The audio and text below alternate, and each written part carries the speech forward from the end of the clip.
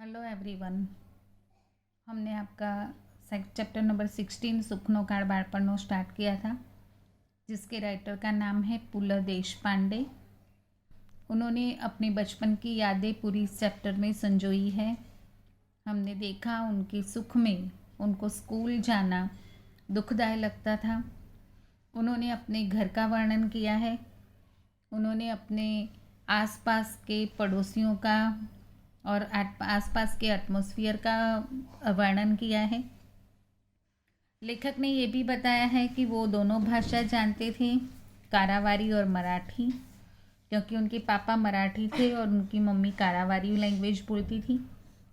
लेखक को हर एक चीज़ में रुचि थी और उसका श्रेय वो अपनी सोसाइटी को देते हैं। अब आगे પ્રયોગ તો ઘરમાં જ થાય, આથી કાયમ હાઉસફુલ।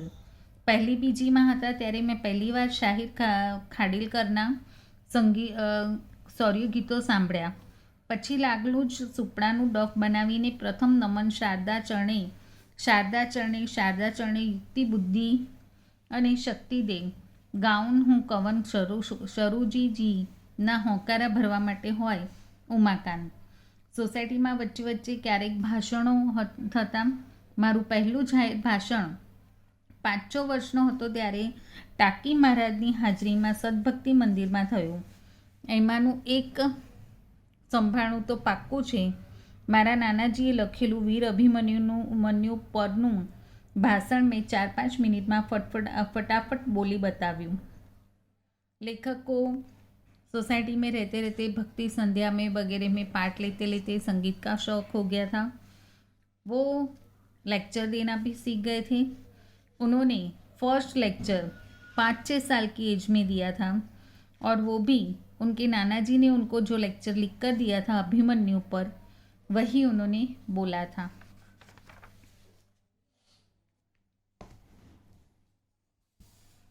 છેલ્લે ભૂલી ગયો પણ તરત જ સમય સૂચકતા વાપરીને છોડો મારો દૂધ પીવાનો સમય થઈ ગયો છે એમ કહીને શ્રોતાઓના ચક્રવ્યૂહમાંથી મારો છુટકારો કરી લીધો।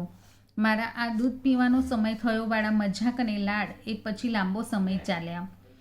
5-6 साल का बच्चा, उसको नॉन स्टॉप अगर बोलने के लिए किसी टॉपिक पर कहा जाए तो वो कंफ्यूज हो जाता है, चाहे कितना भी रटा हुआ हो वो भूल जाता है। यहाँ लेखक के साथ भी ऐसे हुआ। लेक्चर के एंड में वो थोड़ा बहुत भूल गए तो उन्होंने तुरंत ही अपनी बुद्धि चातुर्य से बहाना बना लिया कि मुझे जाने दो, मेरा दूध पीने का समय हो गया है। ऐसा करके वो मंच पर से नीचे उतर आए और उसके बाद कई दिनों तक उनकी इस बात को सबने मजाक में ले लिया। અને આ જ સોસાયટીમાં નાટક નામની ચીજ મેં પહેલી વાર જોઈ। મુંબઈમાં ગંધર્વના નાટકો થતા, પણ જે ઉંમરે બાના ખોળામાં બેસીને મેં આ જોયા તે સમયે બાલગંધર્વ મરાઠી રંગભૂમિ ગજાવી રહ્યા હતા, છતાંય તે મને જગાડી શક્યા નહીં હોય। મેં પહેલું સંપૂર્ણ નાટક જોયું તે 1925-26ના કાળમાં સોસાયટીના રાયફેણે, સંજીવ, કાશીનાથ વાઘ, સાકાર દાંડે, લખપત વગેરે રેલું પુણ્ય પ્રભાવ મારી દૃષ્ટિએ તો એક ચમત્કાર જ હતો। એમાંના વૃંદાવન થયેલા રાયફેણેની અને કંકણ બનેલા કાશીનાથ રાયની બીક તો મને કેટલાય દિવસો સુધી રહી હતી। વસુંધરાના પાત્રમાં હતો લજપત અને કામત તરીકે હતો પેલો કિંકણી। 50 વર્ષ થઈ ગયા તોય પાત્ર યોજના યાદ છે। નિશાળમાં ભૂગોળ પણ આવી જ યાદ રહી હોત તો। લેખકને પૂરા ડ્રામા 1925 to 1926 में देखा था और वो उनकी सोसाइटी में प्ले हुआ था। वहाँ पर जो दो विलन का रोल प्ले कर रहे थे, उन दोनों से तो लेखक बोल रहे हैं कि वो कई दिनों तक डरते रहे और बाकी सारे जो कैरेक्टर थे उन सबके नाम लेखक को याद है।